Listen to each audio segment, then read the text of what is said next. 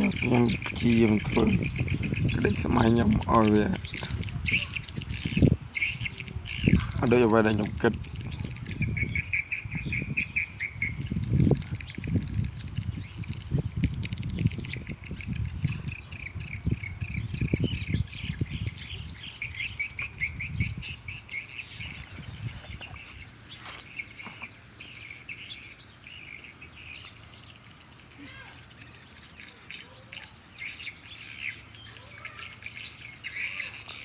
cái tao mình chú mình chăm có băng bên trên một lúc ở dân khơi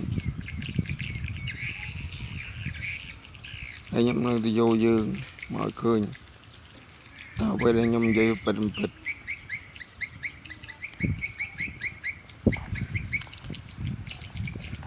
của thằng này nhầm một thôi cái đây sẽ mày đây nhầm trong bàn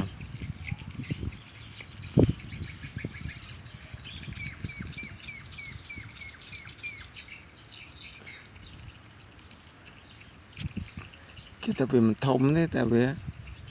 là có đây sắp ở dân bàn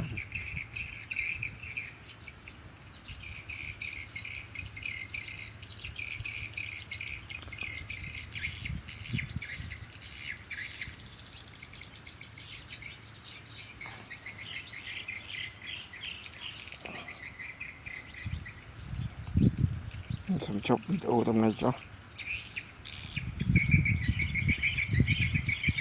còn dây bên mình chạy